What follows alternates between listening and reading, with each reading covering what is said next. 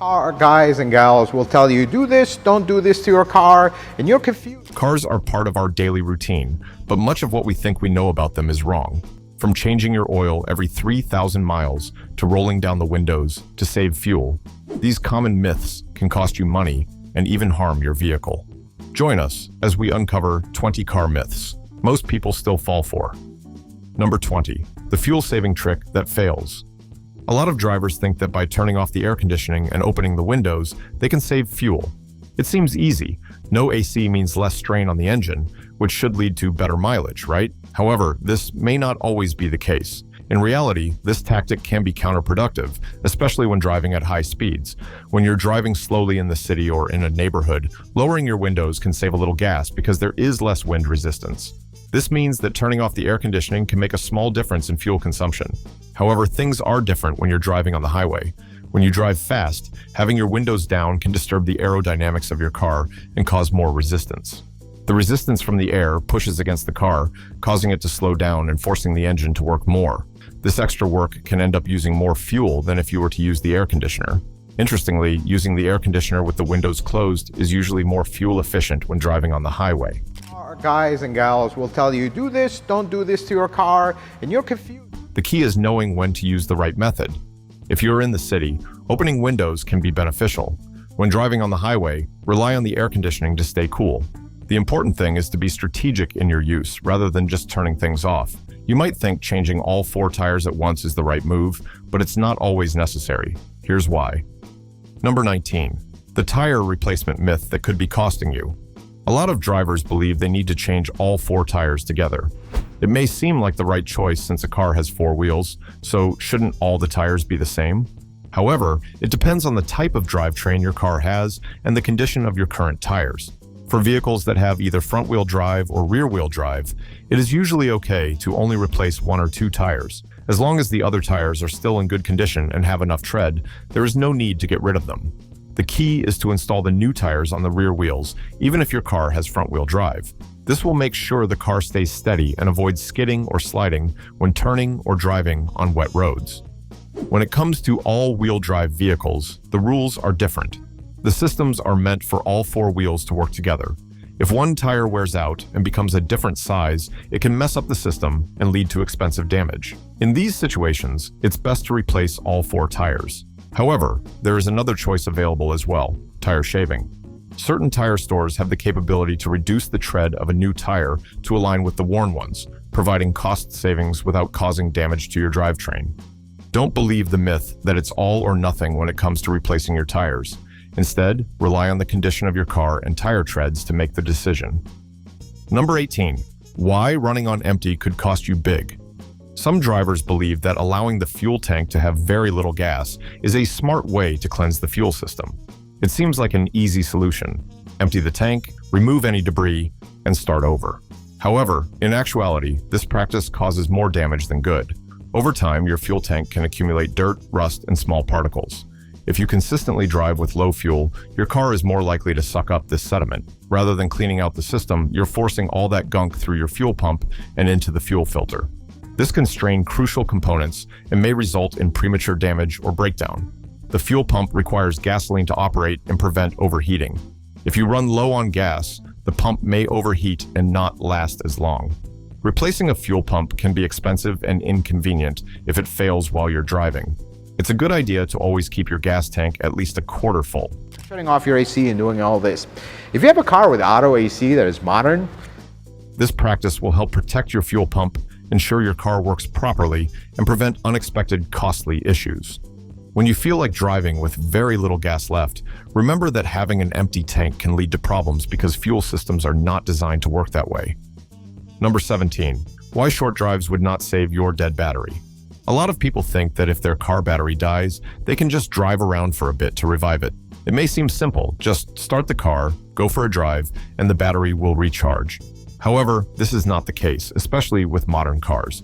Modern cars need a lot of power from their batteries because starting the engine uses up a lot of power quickly. Although the alternator recharges the battery, it requires sufficient time and speed to do so effectively. A short, leisurely drive, such as a quick trip to the store, does not give the battery enough time to fully recharge. The battery may gain a small amount of charge, but not enough to completely recover. Additionally, while you are driving, your car's alternator not only charges the battery, but also powers things like the lights, air conditioning, touchscreen, and other systems. This additional load can put strain on the system, causing your battery to gradually lose power instead of charging up. If your battery is dead, the best way to fix it is by using a good battery charger. Alternatively, you can take a longer drive for at least 30 minutes at a consistent speed. A shorter drive would not work. Just driving around briefly will not solve the issue. It will only postpone the day when your car would not start again. But that's not all. Sit back and relax, because we're just getting started. Number 16. Why high beams make rain and fog more dangerous. When it rains heavily or dense fog appears, a lot of drivers automatically turn on their high beams, believing that more light will improve their visibility. It seems like the correct action to take because increased brightness should lead to clearer vision.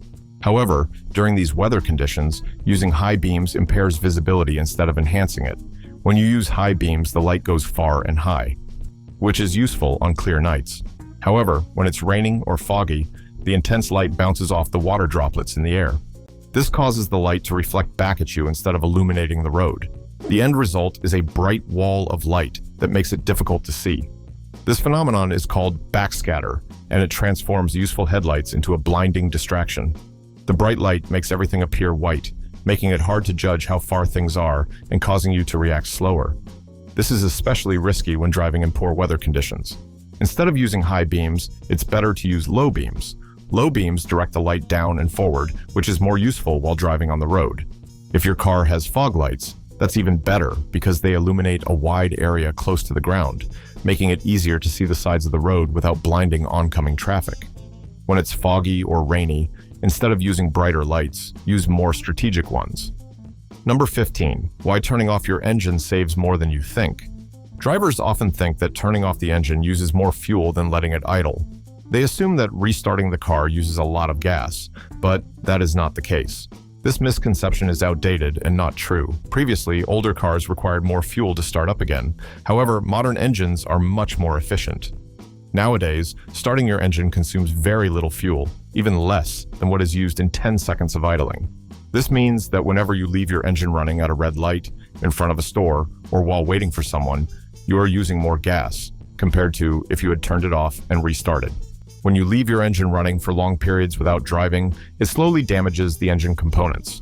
The engine continues to operate but doesn't move the vehicle, leading to increased heat and pressure without any advantage. In addition, idling releases harmful emissions into the atmosphere, contributing to pollution. Number 14. Why long warm-ups in cold weather do more harm than good. On chilly mornings, it may seem like a good idea to turn on your car and let it run for 10 minutes before driving. You might have seen your parents or grandparents doing this, thinking it helps the engine warm up. However, things have evolved, including cars. If your car was made after the 1980s, this old practice can be damaging instead of helpful. Today's engines use fuel injection and advanced computer systems to control temperature, fuel mixture, and airflow. These systems are programmed to heat up while the vehicle is in motion, not when it's stationary. Allowing your engine to idle for an extended period prolongs the time it takes to warm up. This is because the engine heats up more quickly when the vehicle is being driven gently compared to just sitting and idling. While your car is not moving, the engine is using more fuel than necessary, producing more harmful emissions and causing additional wear and tear. This can also result in moisture getting stuck in the exhaust system, potentially causing lasting harm. Instead of waiting, start your car, let it run for 30 seconds for the oil to spread, and then drive off slowly. This way, the engine, heater, and transmission will warm up faster. Warming up your car now involves driving carefully rather than just idling and waiting. Now let's take a look at the myth about inflating your tires to the pressure on the sidewall. Does it help or hurt your car? Number 13. The tire pressure mistake, hiding in plain sight. The number printed on the side of your tire may seem like the correct pressure for your car because it is in bold, but it is a maximum limit, not a recommendation for what your car needs. Pumping your tires to the maximum pressure might appear like a good idea. It seems like it would improve fuel efficiency and performance by reducing rolling resistance with more air. However, in truth, it can do more harm than good. When tires are overinflated, they have less contact with the road, resulting in less grip, longer stopping distances, and poor control, especially in wet or slippery conditions. Wearing out the middle of your tires will happen faster than the edges, meaning you'll need to buy new tires sooner. Additionally, if you hit a pothole or sharp object with tires that are overinflated, your chances of a sudden blowout are higher. The correct tire pressure for your car can usually be found on a sticker inside the driver's door or in the owner's manual. This number is specific to your car's design, weight, and balance, ensuring safety, comfort, and efficiency. Number 12. Electric cars are slower than gas cars. Many people think electric cars are slow and unexciting to drive. This could be due to their quietness or the misconception that they lack power without gas. However, this belief is inaccurate as electric cars are some of the fastest vehicles on the road currently. Here's the reason why electric motors are different from gas engines. Gas engines require time to build up power using gears and revs, while electric motors provide instant torque. This means when you press the accelerator in an electric car, it responds immediately without any delay. You don't have to wait for the engine to catch up, as the car moves smoothly and powerfully right from the beginning. Many electric vehicles, including smaller ones, are able to outperform larger gas cars in a race from 0 to 60. The key factor is not just the top speed, but how fast they can accelerate. Gas-powered engines are still preferred for long distances or towing, but electric motors excel in quick city driving. Luxury and sports car companies are starting to make electric vehicles because they can be fast and exciting. Number 11. Tire rotation doesn't follow your oil change. Many individuals think that you should rotate your tires each time you get an oil change. This used to be a common practice when oil changes were necessary every 3,000 miles. However, modern cars can go up to 10,000 miles before requiring new oil. If you're still waiting for oil changes to rotate your tires, you're likely waiting too long. Rotating tires is more about how many miles they have been driven, not about changing the oil. Front tires tend to wear down quicker than rear tires, especially in front-wheel drive vehicles. The front tires are responsible for steering, accelerating, and most of the braking, so they endure more wear and tear. If you don't rotate the tires regularly, they will wear unevenly, causing a bumpy ride, less traction, and a shorter lifespan for the tires. The best time to rotate your tires is between 5,000 to 8,000 miles, regardless of whether you recently changed your oil or not. Your tires are more concerned with maintaining even tread for better performance, rather than the condition of the engine oil. If you think this is shocking, just wait until you hear the next myth you've been falling for. Number 10. AWD gets you going, but it would not help you stop. All-wheel drive seems like the best option for driving on winter roads. It may seem like AWD can handle snowy and icy conditions with ease. AWD does provide better traction when accelerating, as power is distributed to all four wheels. However, many people overlook the fact that AWD does not help much when you need to stop your car. Braking effectiveness is not determined by the number of spinning wheels, but by the grip of your tires on the road. Regular all-season tires in icy conditions may not prevent sliding, even with AWD. In some cases, AWD can worsen the situation by adding weight and requiring a longer distance to stop when braking. In winter, the most important part of your vehicle is not the engine or the brand, it's the tires. Winter tires are designed to remain flexible in low temperatures. Their unique design and materials allow them to grip onto icy and snowy roads, giving you better control, especially when you need to brake. Number 9. Expensive brake pads aren't always better. When talking about car safety, brakes are extremely important. Many people believe that the more expensive the brake pads, the better they will be at stopping the car. However, this is not always true, as price does not necessarily correlate with performance. In some cases, a higher price may even indicate lower quality depending on the driving conditions. High-priced brake pads are designed for racing or extreme driving, where they can withstand high temperatures and hard braking.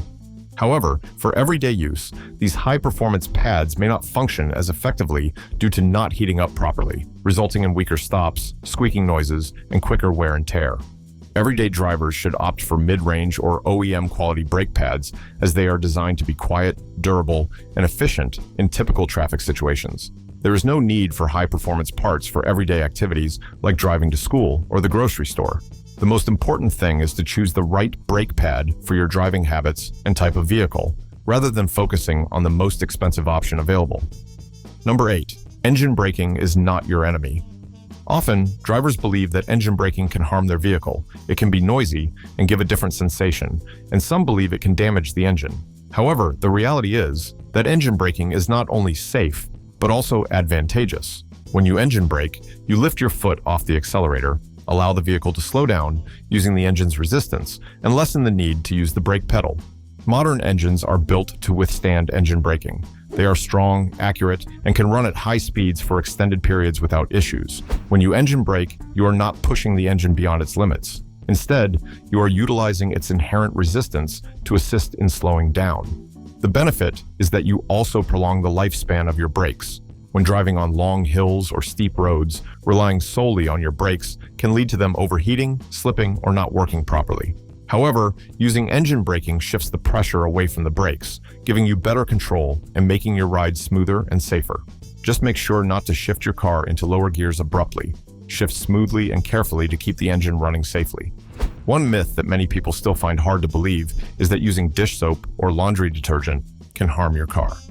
Number 7. The truth about washing your car with dish soap. Washing your car with dish soap or laundry detergent may seem like an inexpensive option. However, this might damage your car's look, despite being convenient and creating lots of foam. While it may clean other things well, using it on your car is not recommended. Dish soaps are created to clean off grease and tough, stuck-on food. They are tough, rough, and can easily remove dirt.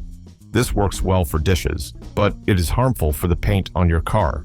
When you use dish soap on your vehicle, it doesn't just remove dirt. It also removes the protective wax, makes the paint look dull, and damages the clear coat that protects it from the sun, pollution, and water. Over time, the color fades, surfaces become rough, and plastic trims start to look old and cracked. Even rubber parts, such as door seals, can become dried out and lose their flexibility. While you may not notice it immediately, the long-term damage is genuine. Car wash soaps are designed to be gentle, but still clean your car effectively. They help protect your paint and make your car look shiny for longer. If you care about your car, use the appropriate soap to wash it. Don't use kitchen soap. Number 6. The truth behind the red car myth. A lot of people think that driving a red car attracts unwanted attention from the police. They believe that red cars stand out and are more likely to be pulled over. However, in reality, red cars do not receive more tickets than cars of other colors. This idea is just a myth that has circulated for a long time. The main reason drivers get pulled over is because of their driving habits, not the color of their car. Whether your car is red or not, if you speed, run red lights, or drive recklessly, you are likely to get the attention of the police. While red cars may seem eye-catching and speedy, law enforcement officers do not stop drivers based on the color of their vehicle. Instead, they focus on how the driver is behaving on the road rather than the appearance of the car. Red is a popular color for cars, especially for sports models. Seeing more red cars on the road may give the impression that they are pulled over more often, but that doesn't necessarily mean the color is the reason. Black, white, gray, and silver cars are also common and get just as many tickets. If you like the color red, then go ahead and choose it. Choose the color that brings you joy. What's important is how safely you drive, not the color of your car. Be cautious, drive safely, and have fun during the journey. Number 5. The 3,000-mile oil change is a thing of the past. Drivers used to be told to change their engine oil every 3,000 miles as a strict rule, but that advice is outdated now. In the past, vehicles used lower quality oils and simpler engines that required more frequent maintenance. Nowadays, the situation has changed. Modern engines are more advanced, environmentally friendly, and designed to last longer. Due to the use of synthetic oils as the norm, many cars can travel 7,500 to 10,000 miles before needing an oil change. Certain vehicles are equipped with technology that monitors your driving habits to determine when an oil change is necessary, rather than relying solely on a set time frame. Do you still abide by the 3,000-mile oil change rule? You might be wasting money unnecessarily. Changing your oil too frequently can lead to mistakes and produce more waste, which is harmful to the environment. The truth is that you don't need to change your oil very often, unless you're driving in extreme conditions or using very old oil. Number 4. The truth about switching back from synthetic oil. A lot of people who own cars think that if you start using synthetic oil, you cannot switch back to regular oil. Absolutely false. Synthetics can be used in cars with high mileage. They believe that once you make the change, your engine would not work with anything else. However, this is just a common misconception about cars that keeps being passed around. Your engine doesn't differentiate between synthetic and regular oil. It's safe to switch between the two without causing any harm. The belief that your engine will become reliant on synthetic oil and fail if you switch back to conventional oil is inaccurate. The main difference is that synthetic oil lasts longer and performs better in extreme conditions. This is why many people choose to use it. However, if you switch back to conventional oil, you just need to change it more frequently. It's as simple as that. Some drivers think that using synthetic oil is the reason why oil leaks become apparent, but it is the engine having wear and tear that is causing the problem. Don't allow fear or fake guidelines to influence your decisions. The most important factor is using clean oil and changing it regularly. Your car is not picky about what kind of oil you use, as long as it's new and the correct type. Number 3, bigger is not always better. A common belief is that driving a larger car automatically makes you safer, but that's not always true. While bigger cars may feel more robust and secure, size doesn't always determine a car's safety. The most important thing is how well a car is made to keep you safe in an accident. Nowadays, small and medium-sized cars have a lot of safety features. Things like automatic emergency braking, lane keeping assist, and strategically placed airbags can greatly help during a crash. In fact, many of these smaller cars do better in safety tests than some bigger cars. This is because safety is about design, not just size and weight. Relying on crash test ratings from reputable sources is a more reliable method for determining safety. Certain large vehicles, such as big SUVs or trucks, may be more prone to rolling over or have larger blind spots, increasing the risk of accidents. In contrast, a well-designed small car with high ratings and excellent stability can offer just as much protection, if not more. When choosing a car, it's important to not be misled by size. Make sure to look at the safety ratings and features of the car. Number 2, the manual transmission MPG myth. A lot of people think that manual cars are more fuel efficient than automatic cars, but that is no longer the case. Back in the past, automatic cars only had 3 gears and shifted very slowly. However, modern automatic cars are now more advanced, faster, and better at saving fuel. Modern cars today are equipped with advanced automatic systems like continuously variable transmissions, CVTs, dual-clutch gearboxes, and 8 to 10-speed transmissions. These systems are specifically designed to improve fuel efficiency. They can shift gears faster than a human driver, choose the optimal gear, and adjust in real time based on the driving conditions. For instance, the 2022 Subaru Crosstrek demonstrates this technological advancement. The manual version of the car gets 25 miles per gallon combined, while the automatic version gets 30 miles per gallon, showcasing a significant difference. This improvement in fuel economy is not unique to Subaru, as other car models such as the Honda Civic, Hyundai Elantra, and Nissan Versa also yield similar results. Many people who drive manual cars believe they are conserving fuel, but in reality, they often waste gas. This is because they may rev the engine too high, shift gears too late, or stay in low gears for too long, all of which contribute to fuel inefficiency. In contrast, automatic cars tend to keep engine speeds low and consistent, which is ideal for fuel efficiency. Keep on watching because this final myth might shock you when you find out it's been quietly harming your car all along. Number 1, the truth about car warranties. Many individuals think that not going to the dealership for car maintenance will void the warranty, which is a common myth that is not true. Dealerships promote this idea to make customers pay more for basic services. The reality is that they are incorrect about this belief.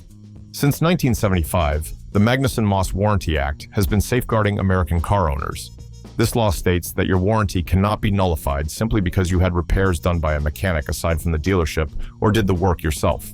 As long as the maintenance is carried out properly and in a timely manner, your car remains covered. The only circumstance in which a dealership can refuse to honor your warranty is if they can demonstrate that the repair or part you used directly caused the issue, and the responsibility lies with them, not you.